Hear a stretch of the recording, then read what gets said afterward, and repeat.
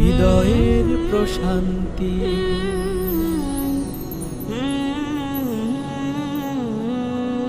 আলহামদুলিল্লাহ ওয়াসসালাতু ওয়াসসালাম আলা রাসূলিল্লাহ ওয়া আলা আলিহি ওয়া সাহবিহি আজমাইন, আম্মা বাদ। আউযু বিল্লাহি মিনাশ শাইতানির রাজীম। বিসমিল্লাহির রহমানির রহিম। কুল ইন কানা আবাউকুম ওয়া আবনাউকুম ওয়া ইখওয়ানুকুম ওয়া আজওয়াজুকুম ওয়া আশীরাতুকুম ওয়া আমওয়ালুন ইকতারাফতুমুহা ওয়া তিজারাতুন তাখশাউনা কাসাদাহা ওয়া মাসাকিনু তারজাউনাহা আহাব্বা ইলাইকুম মিনাল্লাহি ওয়া রাসূলিহি ওয়া জিহাদিন ফী সাবিলিহি ফাতারাব্বাসু হাত্তা ইয়াতি আল্লাহু বিআমরি ওয়াল্লাহু লা ইয়াহদিল কওমাল ফাসিকিন। রব্বি ইশরাহ লি সাদরি ওয়া ইয়াসসির লি আমরি ওয়াহলুল উকদাতাম মিন লিসানি ইয়াফকাহু কাওলি। আমার শ্রদ্ধেয় মুরব্বীরা এবং আমার প্রিয় ভাই ও বোনেরা, আমি আপনাদের সবাইকে ইসলামিক অভিবাদন দিয়ে স্বাগত জানাই। আসসালামু আলাইকুম ওয়া রাহমাতুল্লাহি ওয়া বারাকাতুহু।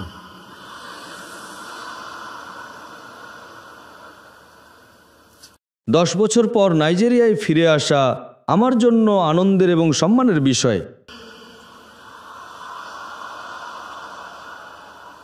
এটি আবুজায় আমার দ্বিতীয় সফর এবং এই ভলিউম বা ভেলোড্রোম স্টেডিয়ামেও দ্বিতীয় সফর। 10 বছর পর আবুজার ভাই ও বোনদের সাথে আবার দেখা করে খুব ভালো লাগছে।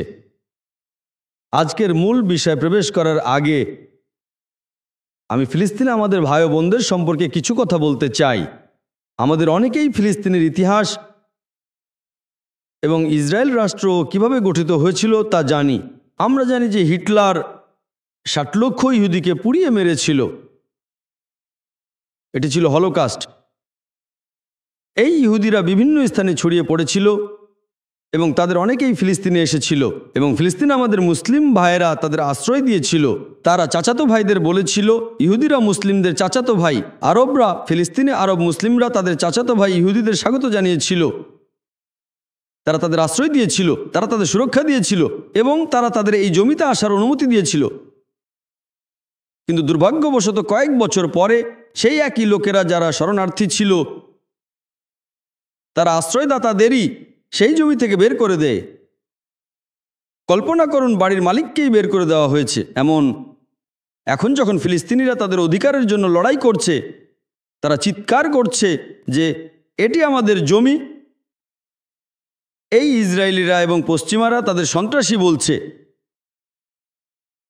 হিন্দিতে একটা প্রবাদ আছে, উল্টা চোর কোটওয়াল কো ডাঁটে, যার অর্থ হলো ডাকাত পুলিশকে ধমক দিচ্ছে এবং তার করা ডাকাতির জন্য পুলিশকে দোষারোপ করছে। উল্টো চোর কোতোয়ালকে ডাকে। এবং আমরা জানি এটি সাধারণ যে যারা ক্ষমতায় থাকে তারা মিডিয়া নিয়ন্ত্রণ করে। আর আপনারা জানেন মিডিয়া কালোকে সাদা, দিনকে রাত, নায়ককে খলনায়ক এবং খলনায়ককে নায়কে পরিণত করতে পারে। তাই আজ মিডিয়া, আন্তর্জাতিক মিডিয়া বেশিরভাগই এমনভাবে চিত্রায়িত করছে যেন এই ফিলিস্তিনি মুসলিম ভাই ও বোনেরা যারা স্বাধীনতার জন্য লড়াই করছে তাদের সন্ত্রাসী বলা হচ্ছে। এবং এটি সাধারণ, আমরা ইতিহাসে তা জানি। এবং আমরা জানি যে ব্রিটিশরা, ফরাসিরা, পর্তুগিজরা বিশ্বের 2/3 শাসন করেছিল, 2/3 দখল করেছিল এবং বিশ্বের সবচেয়ে বেশি নৃশংসতা চালানোর সবচেয়ে বড় জনগোষ্ঠী হলো ব্রিটিশরা। কিন্তু তারা ইতিহাস পরিবর্তন করে এবং তারা বলে আমরা বিশ্বের বিভিন্ন প্রান্তে গিয়েছি তাদের উন্নয়নের জন্য। তারা বিশ্বের অনেক দেশ লুট করেছে, ছাড়া আর কিছু করেনি। তারা বিশ্বের অনেক দেশ লুট করেছে, যার মধ্যে আমার জন্মভূমি ভারতও রয়েছে। এবং যখন মানুষ তাদের স্বাধীনতার জন্য লড়াই করেছিল, আমরা জানি ভগৎ সিং তিনি একজন মহান মুক্তিযোদ্ধা ছিলেন। সেই সময়ে ব্রিটিশরা তাকে 1 নম্বর সন্ত্রাসী বলেছিল, কিন্তু আমরা ভারতীয়রা তাকে মুক্তিযোদ্ধা বলি। আমরা এখনও তাকে সম্মান করি, আমরা এখনও তাকে শ্রদ্ধা করি। 18 শতাব্দীতে যখন ব্রিটিশরা আমেরিকা শাসন করত, জর্জ ওয়াশিংটন আমেরিকার স্বাধীনতার জন্য লড়াই করছিলেন এবং ব্রিটিশরা তাকে সেই সময়ে 1 নম্বর সন্ত্রাসী বলেছিল। কিন্তু আমেরিকানরা তাকে মুক্তিযোদ্ধা বলেছিল এবং যখন আমেরিকার স্বাধীনতা পেল তারা তাকে আমেরিকার প্রথম রাষ্ট্রপতি বানালো। কল্পনা করুন, ব্রিটিশ সরকার যাকে সন্ত্রাসী বলতো, আমেরিকা তাকেই প্রথম রাষ্ট্রপতি বানালো। তাই অনেক সময় যারা নিপীড়িত হয় তাদের মিডিয়া সন্ত্রাসী হিসেবে চিহ্নিত করে। আমাদের কাছে অনেক উদাহরণ আছে। দক্ষিণ আফ্রিকায় উদাহরণ আছে, যখন নেলসন ম্যান্ডেলা শ্বেতাঙ্গ বর্ণবাদী সরকারের বিরুদ্ধে লড়াই করছিলেন, শ্বেতাঙ্গ বর্ণবাদী সরকার তাকে সন্ত্রাসী বলেছিল এবং তাকে 25 বছরেরও বেশি সময় ধরে রবেন আইল্যান্ডে বন্দী করে রেখেছিল। সেই সময় তাকে 1 নম্বর সন্ত্রাসী বলা হতো। যখন দক্ষিণ আফ্রিকা স্বাধীনতা পায়, তারা নেলসন ম্যান্ডেলাকে দেশের রাষ্ট্রপতি হিসেবে নির্বাচিত করে এবং আমরা এই ইতিহাস জানি। অন্যদিকে যেখানে মুক্তিযোদ্ধাদের সন্ত্রাসী বলা হয়, অন্যদিকে মিডিয়া সন্ত্রাসীদের মহান মানুষ হিসেবে ঘুরিয়ে উপস্থাপন করছে। আমরা জানি কিং ডেভিড হোটেলে যে বোমা হামলা চালানো হয়েছিল, যেখানে অনেক মানুষ নিহত হয়েছিল, অনেক ইহুদি নিহত হয়েছিল, অনেক মুসলিম নিহত হয়েছিল, এবং সেই সময় মেনাকেম বেগিন ছিলেন সেই ব্যক্তি যিনি এই বোমা হামলা চালিয়েছিলেন। পরবর্তীতে সেই একই সন্ত্রাসী ইসরায়েলের রাষ্ট্রপতি, ইসরায়েলের প্রধানমন্ত্রী হয়েছিলেন সেই সন্ত্রাসী, এবং তারপর তিনি পিসের জন্য নোবেল প্রাইজ পান। কল্পনা করুন, যে ব্যক্তি একজন সন্ত্রাসী ছিল, প্রকৃত সন্ত্রাসী, পরে বিশ্ব তাদের শান্তির জন্য নোবেল প্রাইজ দেয়। এসব মিডিয়া দ্বারা করা হয়। মিডিয়া কালোকে সাদা, দিনকে রাত, নায়ককে খলনায়ক এবং খলনায়ককে নায়কে পরিণত করতে পারে। এবং আমরা জানি গত প্রায় 1 মাস, গত 4 সপ্তাহ ধরে যখন ইসরায়েল ফিলিস্তিনিদের উপর আক্রমণ করছে, যখন ফিলিস্তিনিরা তাদের অধিকারের জন্য লড়াই করছে এবং তারা প্রতিশোধ নিয়েছে, ইসরায়েল বিশ্বের সেরা সেনাবাহিনী, বিশ্বের অন্যতম সেরা সেনাবাহিনী নিয়ে আমেরিকা যুক্তরাষ্ট্র এবং অন্যান্য পশ্চিমা দেশের সমর্থনে তারা বিশ্বের সবচেয়ে কম সুসজ্জিত দেশটির উপর আক্রমণ করছে। তারা গাজা এবং ফিলিস্তিনি মুসলিমদের উপর আক্রমণ করছে আর তাদেরকে হাজার হাজারে হত্যা করছে, বেসামরিকদের টার্গেট করছে, হাসপাতাল টার্গেট করছে, যেটা আন্তর্জাতিক আইনের পরিপন্থী। আজ ইসরায়েল আমাদের হাজার হাজার মুসলিম ভাই বোনদের হত্যা করছে এবং তাদের প্রায় সবাই বেসামরিক। 1/3 বেশি শিশু, 1/3 বেশি মা বোন, সেরা উপকরণ দিয়ে তারা নির্দোষ মানুষকে টার্গেট করছে। আপনি যদি গিয়ে সামরিক বাহিনীকে টার্গেট করেন তাহলে আমাদের কোনো সমস্যা নেই। তারা বিশেষ করে গাজা এবং ফিলিস্তিনে নির্দোষ মুসলিমদের টার্গেট করছে আর বিশ্ব নীরব। জাতিসংঘ, ইউএনও কি করছে? শুধু এই কারণে যে কিছু দেশ ভেটো দিতে পারে, এটা কেবল একটা সাংকেতিক প্রতিবাদ। এটুকুই আমাদের জন্য। যতক্ষণ না আমরা মুসলিমরা একত্রিত হই, আমরা আমাদের কাজ করতে পারবো না। আমি ফিলিস্তিনের মুসলিম উম্মার জন্য 13 দফা কর্মপরিকল্পনা নিয়ে একটি বক্তৃতা দিয়েছি। যেহেতু আজ এটি আলোচনার বিষয় নয়, সেই সম্পর্কে বিস্তারিত বলবো না, আপনারা সেই বিষয়ে আমার ভিডিওটি দেখতে পারেন। কিন্তু আল্লাহ আমাদের সবাইকে পরীক্ষা করছেন। ফিলিস্তিনিদের পরীক্ষার বিষয়ে বলতে গেলে তাদের বেশিরভাগই অত্যন্ত সফলভাবে উত্তীর্ণ হবে। যারা মারা গেছে তারা শহীদ, আল্লাহ ইনশাল্লাহ তাদের জান্নাত দান করবেন। যারা কষ্ট পাচ্ছে, আল্লাহ তাদের অটলতা দান করুন, আল্লাহ তাদের শান্তি দিন, আল্লাহ তাদের প্রশান্তি দিন। এটা দেখা চমৎকার যে মায়েদের সন্তান শহীদ হচ্ছে তারা আল্লাহর প্রশংসা করছে, আলহামদুলিল্লাহ, এটা আল্লাহর পক্ষ থেকে। তারা অভিযোগ করছে না, তারা আল্লাহর শুকরিয়া আদায় করছে যে আমরা আল্লাহর পথে সেবা করার সুযোগ পেয়েছি।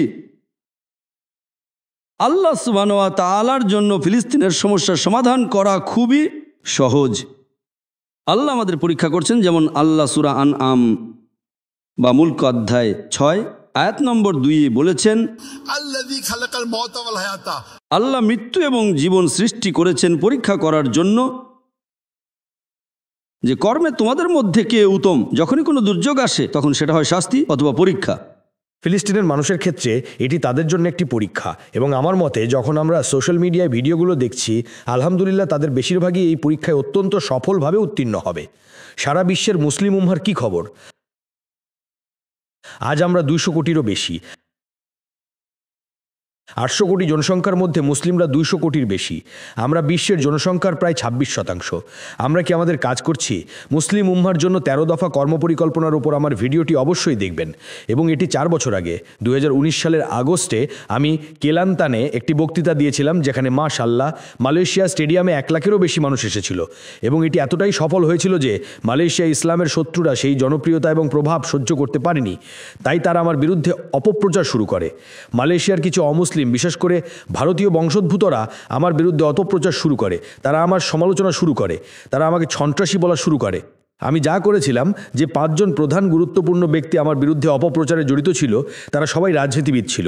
তারা সবাই রাজনীতিবিদ। তাদের মধ্যে একজন ছিলেন মানব সম্পদ বিষয়ক ক্যাবিনেট মন্ত্রী, একজন ছিলেন মালয়েশিয়ার পেনাং রাজ্যের দ্বিতীয় উপমুখ্যমন্ত্রী, একজন ছিলেন সংসদ সদস্য, খুব জনপ্রিয় ব্যক্তি, এবং অন্য দুজন ছিলেন বিধানসভার সদস্য। যখন তারা আমার বিরুদ্ধে অপপ্রচার চালায়, আমি এই শীর্ষ 5 জনকে বেছে নিয়েছিলাম যারা আমার বিরুদ্ধে অপপ্রচারও জড়িত ছিল, এবং আমি তাদের বিরুদ্ধে মামলা দায়ের করেছিলাম। সেটা ছিল 4 বছর আগে, 2019 সালের আগস্টে। এবং তারা অবাক হচ্ছিল যখন আমরা মালয়েশিয়ার প্রধানমন্ত্রীর কথা বলি, তাদের মধ্যে একজন অভিযোগ করছে। যখন আমরা প্রধানমন্ত্রীর বিরুদ্ধে কথা বলি, মালয়েশিয়ার প্রধানমন্ত্রীর বিরুদ্ধে কেউ অভিযোগ করে না। এই বিদেশি কে যে দেশে এসে আমাদের বিরুদ্ধে মামলা করছে, তাদের বেশিরভাগই এসে ক্ষমা চেয়েছিল এবং আদালতের বাইরে মীমাংসা করেছিল। আমি বলেছিলাম সমস্যা নেই, কিন্তু ইসলামের সবচেয়ে বড় শত্রু, তার নাম পি রামাস্বামী, আমি তার সাথে মামলাটি চালিয়ে যাই। এবং রায় হয়েছিল 2রা নভেম্বর, মাত্র 3 দিন আগে। আমি রায়ের সময় উপস্থিত হতে পারিনি, কারণ আমাকে সুলতান ওগো, ওমানের সুলতান ডেকেছিলেন এবং আমার আলোচনা ছিল, আমি তা বাতিল করতে পারিনি।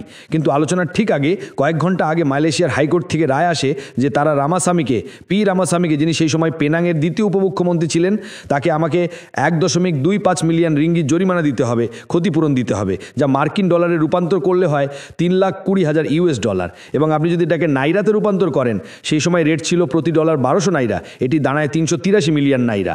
এবং আদালত বলেছিল তার 30 দিনের মধ্যেই জরিমানা দেওয়া উচিত। এবং যখন আমি এই তথ্য পেলাম, আমি এই সম্পূর্ণ 1.52 মিলিয়ন রিঙ্গিত ফিলিস্তিনিদের উদ্দেশ্যে দান করার প্রতিজ্ঞা করলাম। আমি এই সম্পূর্ণ অর্থ ফিলিস্তিনিদের উদ্দেশ্যে দান করেছি, 1.52 মিলিয়ন রিঙ্গিত, যা $3,20,000, যা 383 মিলিয়ন নাইরা। আল্লাহ সুবহানাহু ওয়া তাআলা ফিলিস্তিনিদের প্রতি আমার পক্ষ থেকে সামান্য সহযোগিতা কবুল করুন। এবং আমি আল্লাহ সুবহানাহু ওয়া তাআলার কাছে প্রার্থনা করি যে তিনি যেন ফিলিস্তিনের জনগণকে অটলতা দান করেন, তিনি যেন তাদের সবর ধৈর্য দান করেন, তিনি যেন তাদের মর্যাদা বৃদ্ধি করেন, এবং তিনি যেন তাদের কষ্ট দূর করে দেন, এবং তিনি যেন উম্মাকে একত্রিত হওয়ার শক্তি দান করেন, যাতে তারা ফিলিস্তিনে এই গণহত্যা থামাতে সক্ষম হয়। এবং আমি আল্লাহ সুবহানাহু ওয়া তাআলার কাছে প্রার্থনা করি যে তিনি যেন ফিলিস্তিনের শহীদদের জান্নাত দান করেন, ইনশাআল্লাহ। আল্লাহ কোরআনের সূরা বাকারা 2 নম্বর অধ্যায়ের 143 নম্বর আয়াতে বলেন যে, আমি তোমাদের এক মধ্যপন্থী জাতি, এক ন্যায়পরায়ণ ভারসাম্যপূর্ণ সম্প্রদায় হিসেবে তৈরি করেছি, যাতে তোমরা মানবজাতির উপর সাক্ষী হতে পারো এবং রাসূল তোমাদের উপর সাক্ষী হতে পারেন। যেহেতু রাসূল মুহাম্মদ সাল্লাল্লাহু আলাইহি ওয়াসাল্লাম শেষ এবং চূড়ান্ত রাসূল, মুসলিম হিসেবে আমাদের কাছে এই বার্তা পৌঁছে দিয়েছেন এবং আমরা তা গ্রহণ করেছি। এখন এটা আমাদের কাজ, এটা আমাদের দায়িত্ব, যা আমাদের উচিত বাকি বিশ্বের কাছে তা পৌঁছে দেওয়া। বিদায় হজের সময় প্রিয় নবী মুহাম্মদ সাল্লাল্লাহু আলাইহি ওয়াসাল্লাম সাহাবীদের জিজ্ঞাসা করেছিলেন, সেখানে 1,24,000-এরও বেশি সাহাবী ছিলেন। তিনি তাদের জিজ্ঞাসা করেছিলেন, আমি কি তোমাদের কাছে বার্তা পৌঁছে দিয়েছি? এবং তারা সবাই বলেছিল, হ্যাঁ, আপনি আমাদের কাছে বার্তা পৌঁছে দিয়েছেন। নবীজি বলেছিলেন, যারা এখানে উপস্থিত আছো তারা তাদের কাছে পৌঁছে দাও যারা এখানে উপস্থিত নেই। যারা ইসলাম সম্পর্কে জানে না তাদের কাছে ইসলামের বার্তা পৌঁছে দেওয়া আমাদের দায়িত্ব। আমি আপনাদের একটা সাধারণ প্রশ্ন করতে চাই। একদিন ধরেন আপনি অফিসের উদ্দেশ্যে বাড়ি থেকে বের হলেন এবং আপনার প্রতিবেশী কোনো কারণ ছাড়াই আপনার মাকে গালি দিল, আপনার মায়ের বিরুদ্ধে অশালীন ভাষা ব্যবহার করলো। যখন আপনি সন্ধ্যায় বাড়ি ফিরবেন এবং জানতে পারবেন যে আপনার প্রতিবেশী সে আপনার মাকে গালি দিয়েছে, আপনার মায়ের বিরুদ্ধে অশালীন ভাষা ব্যবহার করেছে, আপনি বাড়ি ফিরে কি করবেন যখন জানবেন যে আপনার প্রতিবেশী কোনো কারণ ছাড়াই, কোনো হেতু ছাড়াই আপনার মায়ের বিরুদ্ধে বাজে ভাষা ব্যবহার করছে, তাকে বাজে নামে ডাকছে? আপনি বাড়ি ফিরে কি করবেন? তাকে মেরে ফেলবেন? তার সাথে মারামারি করবেন? তার ঘাড় মটকে দেবেন? আপনি কি করবেন? কি করবেন? তার সাথে লড়াই করবেন?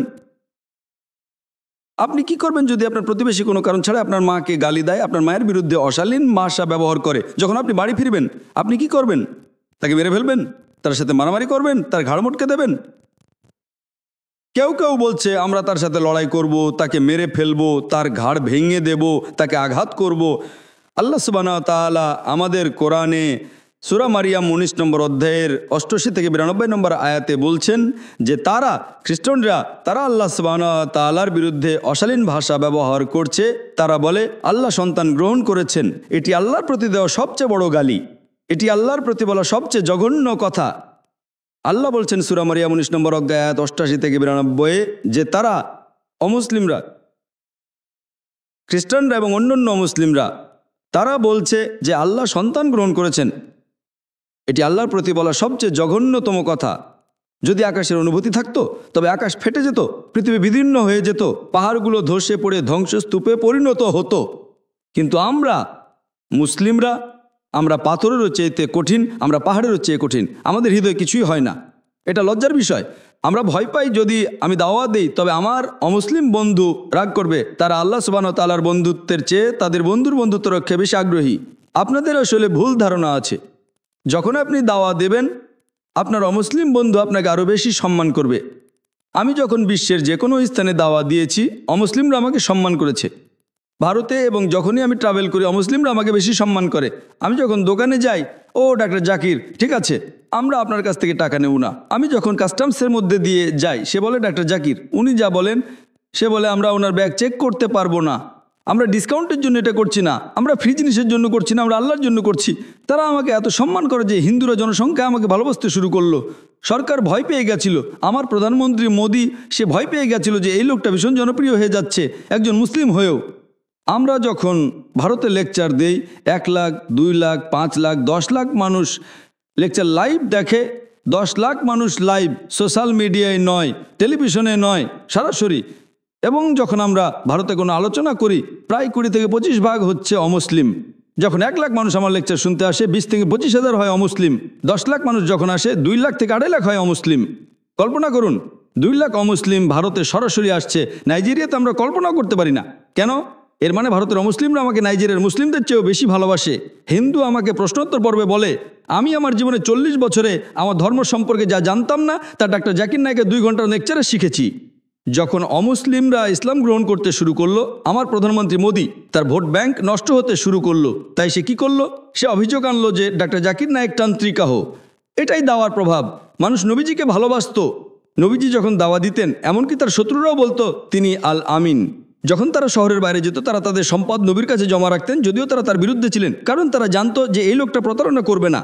আমাদের মুসলিমদের উচিত নবী এবং সাহাবীদের পদঞ্চন্য অনুসরণ করা। আমাকে বিশ্বাস করেন, যখনই আমি বিশ্বের অন্য প্রান্তে যাই, যদি আমি পশ্চিমা দেশগুলোতে যাই, যদি আমি ইউকে বা অন্যান্য জায়গায় গিয়েছিলাম আবারও 25,000 মানুষ এসেছিল। যখন ভিড় বড় হয় সরকার একটু ভয় পেয়ে যায়, অমুসলিম সরকার। তাই আমরা স্যাটেলাইটের মাধ্যমে বাতাসে যাচ্ছি, আমরা সোশ্যাল মিডিয়ার মাধ্যমে যাচ্ছি। এবং বিশ্বাস করুন যখনই আমি অমুসলিমদের দেখা করি তাদের বেশিরভাগই 100 ভাগ নয় কিন্তু 95 ভাগেরও বেশি অমুসলিম। তারা আমার লেকচার দেখেছে, তারা আমাকে সম্মান করে, তারা আমাকে ভালোবাসে এবং তাদের অনেকে ইসলামের সত্যতা স্বীকার করে। রাজনীতিবিদরাই বলে আচ্ছা সে এখন জনপ্রিয় হচ্ছে, আমরা আমাদের ভোট ব্যাংক হারাবো। তাই এমনকি মালয়েশিয়াতেও যারা আমার বিরুদ্ধে তারা হলো রাজনীতিবিদ। তাই আমি মালয়েশিয়ার রাজনীতিবিদদের বিরুদ্ধে মামলা করেছি। মালয়েশিয়ার হিন্দুরা আমাকে ভালোবাসে।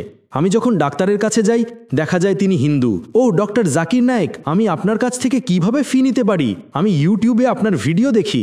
ভারতের রাজনীতিবিদরা এবং মালয়েশিয়ার অমুসলিম রাজনীতিবিদদের আমার সাথে সমস্যা আছে, কারণ তারা সত্যের মুখোমুখি হতে পারে না। ভোট ব্যাংকের জন্য তাদের অপবাদ দিতে হয় যাতে তারা ভোট ব্যাংক পায়। এবং এখন রামাসামি আমাকে 1.52 মিলিয়ন রিঙ্গিত দিতে পারছে না।